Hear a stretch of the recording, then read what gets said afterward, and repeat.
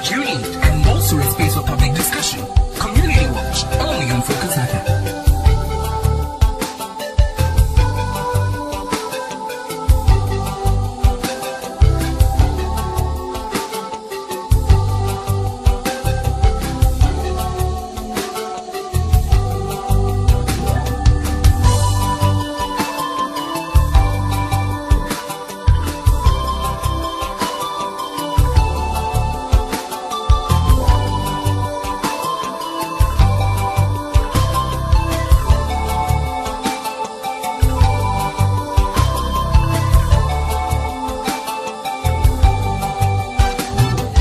And it's 7 minutes after 7 tonight. You're still on 94.3 Focus FM. It's the 26th of July 2010. Another wonderful Monday. It's your Community Watch.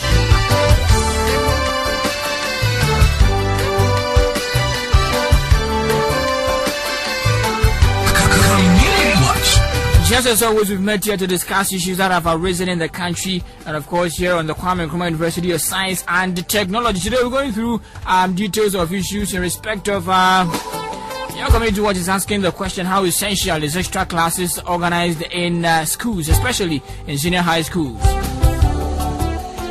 Our Deputy Education Minister, Madam Elizabeth Amwatete, has retreated the ministry's warning to schools, ordering them to desist from extra classes, according to a publication at GhanaWeb.com today. We'll look at the extra classes, its merits and demerits right here on your Community Watch on Focus 94.3.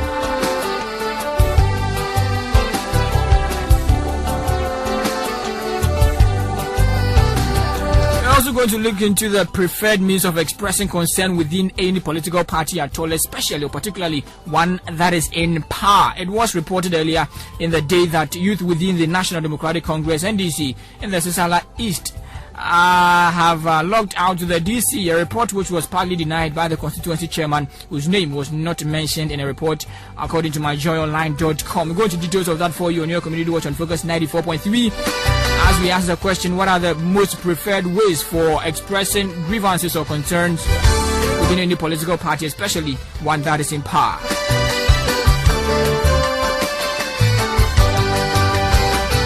Once and when time allows us, we're going to also into details of the oil discovery in Ghana.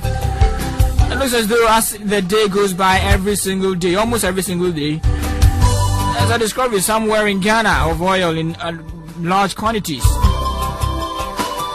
Now, how helpful will this discovery be? Is oil discovery a blessing or a curse? We're going to detail of that for you on your Community Watch on Focus 94.3. It's 9 minutes after 7. We're transmitting to you live from the Kwame Nkrumah University of Science and Technology. And test line still remains 1406. You type F, leave a space, and follow with your message.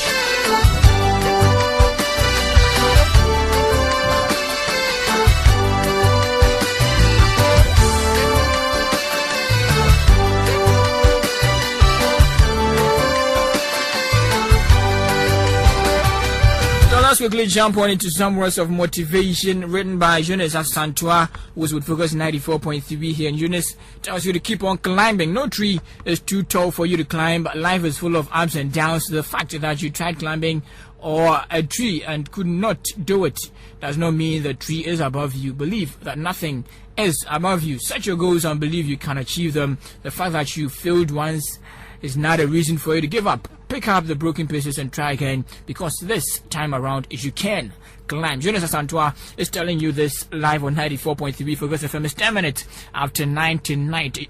David Appinga Jonas up here in the studio with the latest summary in the world of news. David, good evening. Good evening, Arthur. How are you doing? I'm doing good, David. How are you too? I'm okay. Well, I heard that a pastor has committed suicide. Yeah, rather unfortunate story. So take us through them. Well, in the news recap and making the headlines, the General Secretary of the Christian Council of Ghana and head pastor of the Calvary Baptist Church in Accra, Reverend Dr. Fred Digbe, has confirmed the death of the head pastor of the Calvary Baptist Church in Kwad Aso Nzima in Kumasi. Reverend Opoku Ajiman allegedly locked and shot himself dead in his room around 4 p.m. that is today.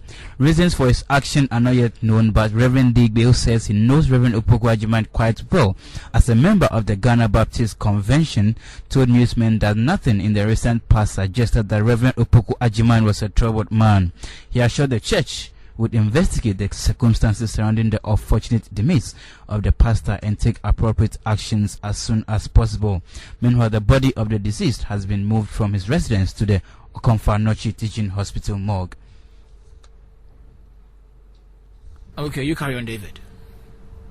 Also, the editor-in-chief of the New Crusading Guide newspaper says the publication in its Monday edition about the IFC's investigations into the role played by Chachu Chikate's company, Strategic Oil and Gas Resources Limited, was accurate and factual. Kweku Baku told newsmen on Monday, July 26th, that the information as published is exactly what was put out there by the IFC and the World Bank. According to Kweku Baku Jr., his outfit is currently conducting forensic investigations into the matter to draw its own conclusions. Mr. Kweku Baku said the circumstances surrounding the award of the contract to Modec are unclear, motivating the International Finance Corporation and the World Bank to probe deep into the matter. Now, the New Crusading Guide reported on Monday that the International Finance Corporation and the World Bank have launched investigations into the role purportedly played by Strategic Oil and Gas Resources Limited (SOGIN) in the award of the FPSO contract by Tullow to Modec. Community Watch. Now, the report also indicated that highly placed sources at the IFC and the World Bank have intimated to the Business Intelligence Desk of the New Crusading Guide that upon Modec's belated disclosure of the IFCWB of the award of an advisory services contract worth $5 million to Chachu Chikate's SOG company. Now, the two institutions are apparently not happy with the belated disclosure and curious to know what the role SOG had played prior to the winning of the contract, have decided to conduct due diligence on the contract, focusing on the nature of the services provided and the basis of the award of the contract. Now, according to Kweku Baku, he says that the IFC would like to do due diligence on the Jubilee Partners award on the FPSO contract awarded to Modec, focusing on how involved GNPC were in the decision award to Modec. Now, a procedural error on the part of the National Petroleum Authority has forced the adjournment of a case between the authority and the civil society group Development Data. The court hearing the case was set to rule on a motion filed by the NPA seeking to overturn a default ruling that ordered the authority to reduce fuel prices and publicly disclose the full amount realized from the illegal prices of fuel since June 2009. And in court today, Counsel for Development Data Alexander Amoa drew Judge Patrick Bayer's attention to the procedural error committed by the NPA. So once again, the NPA couldn't finalize. Okay. In some more stories, the government is assisting the Ghana Education Service to critically streamline the bottlenecks in the computerized school selection process to put all parents, head of schools, and teachers and students to ease every academic year. And Mrs. Elizabeth Amoa Tete, a Deputy Minister of Education, gave the assurance at the 34th Speech and Prize Giving Day ceremony of the Academy of Christ the King at Ebre near Cape Coast at the weekend. Also, the Ghana High Commission in London has fervently debunked a news item carried in certain Ghanaian media, especially on Ghana Web, which sought to suggest that the mission has unfairly treated the Asantehene Otumfuo Osei-Tutu during his current private visit to the United Kingdom. And the mission, in a statement issued in London on Sunday evening, indicated that the said story was concocted and that the mission unreservedly refused the claims presented in the article as inaccurate and unsubstantiated. The statement explained that the program for the High Commissioner, Professor Kweku Danso-Boafo, which included sharing the Commonwealth Ministerial Action Group meeting, had been drawn before the mission received the scheduled arrival of the Asantehene. Also, supporters of the Sisala East constituency chairman of the National Democratic Congress (NDC) are said to have locked their DCE out of office on Sunday, and the Ministry of Education has issued a stern warning to schools to desist from organizing compulsory extra classes for students. Two persons have been arrested for allegedly attempting to smuggle children of various ages from communities in the Upper East region to parts of the southern sector.